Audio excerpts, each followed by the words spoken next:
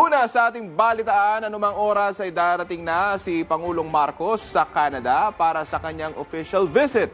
Pero bago siya umalis, may babala ang Pangulo sa peace rally ng Iglesia ni Cristo. May report si Harley Balbuena.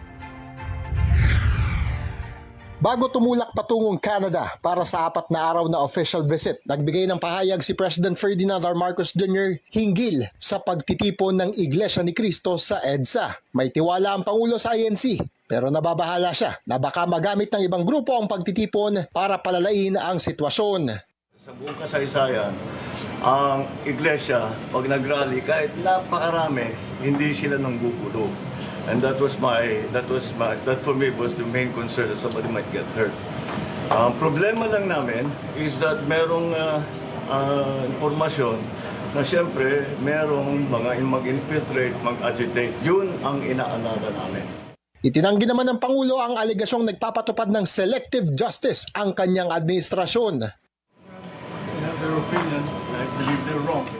Sa kanyang departure speech, tiniyak ng Pangulo ang pagpapalalim pa ng kooperasyon ng Pilipinas at Canada sa ekonomiya, depensa at seguridad, agrikultura at people-to-people ties. Makikipagpulong ang Pangulo kay Canadian Prime Minister Mark Joseph Carney. Umaasa siya sa mas matibay na suporta ng Canada sa paggigit ng soberanya ng Pilipinas sa West Philippine Sea.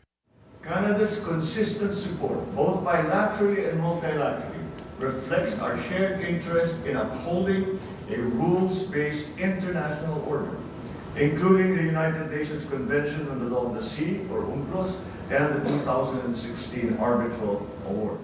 Ipagpapatuloy din ang negosasyon sa Philippines-Canada Free Trade Agreement.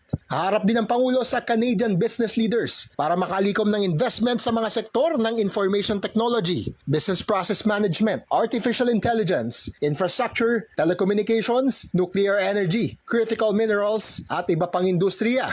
Makikipagkita rin ito sa Filipino community sa Canada. Mayroon po hindi kumulang na 1 milyong Pilipino na nasa Canada na ngayon. They are well respected and sought after for their skills, professionalism, and dedication. I certainly look forward to be connected with all of them. Ang pagbisita sa Canada ang kauna-unahan para sa isang Pangulo ng Pilipinas sa loob ng isang dekada.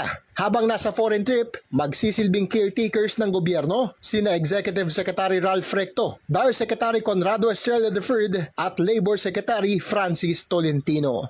Harley Balbuena, IBC News. Hey, there's more.